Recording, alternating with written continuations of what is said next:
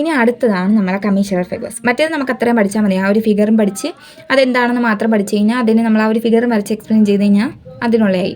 അടുത്തതാണ് കമ്മീഷണൽ ഫൈബേഴ്സ്. ഇത് എക്സാമിന് ചോദിക്കുമ്പോൾ നമുക്ക് ഇങ്ങനെ തന്നെ ചോദിക്കാറില്ല കേട്ടോ. ഒന്നെങ്കിൽ കോർപ്പസ് കലോസം മാത്രം ചോദിക്കുക, അല്ലെങ്കിൽ ഇൻറ്റേർണൽ ക്യാപ്സ്യൂൾ മാത്രമായിരിക്കും ചോദിക്കുന്നത്. ഇങ്ങനെ മൊത്തത്തിൽ ചോദിച്ച് കണ്ടിട്ടില്ല. അടുത്തതാണ് കമ്മീഷണൽ ഫൈബേഴ്സ്. അതായത് നമ്മളുടെ 2 ഹെമിസ്ഫിയർ ഉണ്ട്. 2 ഹെമിസ്ഫിയറിൻ്റെ കറസ്പോണ്ടിങ് പാർട്സിനെ തമ്മിൽ കണക്ട് ചെയ്യുന്ന ആളാണ് കമ്മീഷണൽ ഫൈബേഴ്സ് എന്ന് പറയുന്നത്. ഇതിനകത്ത് വരുന്ന മൊത്തം 5 പേരുണ്ട്. Corpus callosum, anterior commissure, posterior commissure, hippocampal commissure, habenular commissure and hypothalamic commissure. അതിനകത്ത് ആദ്യത്തെ ആൾ കോർപ്പസ് കലോസം എന്ന് പറയുമ്പോൾ നമ്മളെ സെറിബ്രൽ കോർട്ടക്സുകളെ തമ്മിൽ കണക്ട് ചെയ്യുന്ന ആളാണ് കോർപ്പസ് കലോസം. ആൻറ്റീരിയർ കമ്മീഷർ എന്ന് പറയുമ്പോൾ ആർക്കിപെല്ലിയ, അതായത് നമ്മളെ ഇതിൻ്റെ ഒരു പാർട്ടാണ്, കോർട്ടക്സിൻ്റെ സെർബ്രത്തിൻ്റെ ഒരു പാർട്ടാണ് ആർക്കിപെല്ലിയ. ഈ ആർക്കിപെല്ലിയകളെ തമ്മിൽ കണക്ട് ചെയ്യുന്ന ആളാണ് ആൻറ്റീരിയർ കമ്മീഷർ. അടുത്ത പോസ്റ്റീരിയർ കമ്മീഷർ എന്ന് പറയുമ്പോൾ സുപ്പീരിയർ കോളിക്കുലസിനെ തമ്മിൽ കണക്ട് ചെയ്യുന്നത്. സുപ്പീരിയർ കോളിക്കുലസ് ഒക്കെ നമുക്ക് പഠിക്കാം ഇനി അടുത്ത ഓരോ പാർട്സ് പഠിക്കുമ്പോൾ. അതിനെ തമ്മിൽ കണക്ട് ചെയ്യുന്നതാണ് പോസ്റ്റീരിയർ കമ്മീഷർ.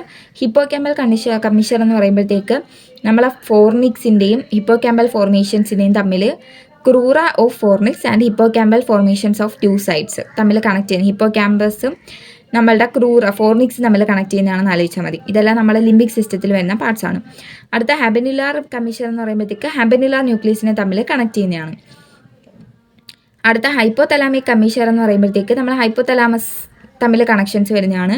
അതിൽ anterior hypothalamic commissure of Ganser, ventral supraoptic commissure of Gudden and dorsal supraoptic commissure of Meynert ആണുള്ളത്. ഇത്രയും നമുക്ക് ഓർക്കാൻ പാടാണെങ്കിൽ ഹൈപ്പോതലാമിക് കമ്മീഷേഴ്സും ഉണ്ട് എന്നാലോചിച്ചിരുന്നാൽ മതി. ഇനി അടുത്തതാണ് നമ്മളെ കോർപ്പസ് കലോസം.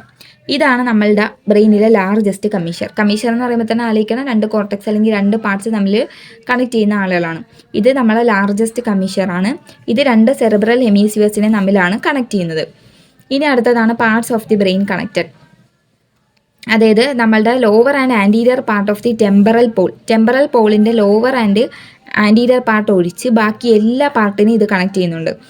ഇത് നമ്മൾ ആൻറ്റീരിയർ കമ്മീഷറാണ് കണക്ട് ചെയ്യുന്നത്. അതായത് lower and anterior part of temporal ലോബിനെ നമ്മൾ ആൻറ്റീരിയർ കമ്മീഷർ കണക്ട് ചെയ്യും. ഈ ഒരു പാർട്ട് ഒഴിച്ച് കഴിഞ്ഞാൽ ബാക്കി എല്ലാ പാർട്ടും നമ്മൾ സെറിബ്രൽ കോർട്ടക്സിൻ്റെ ബാക്കി എല്ലാ പാർട്ടിനും കണക്ട് ചെയ്യുന്ന ആൾ കോർപ്പസ് കലോസമാണ്. ഇതാണ് ഇതിൻ്റെ ഒരു ഫിഗർ. ഇതിൻ്റെ പാർട്സ് ആണ് നമ്മൾ ഇതിൽ നിന്ന് പഠിക്കേണ്ടത്. അതിനകത്ത് വരുന്നതാണ് ജെനു, ട്രങ്ക്, സ്പ്ലിനിയം.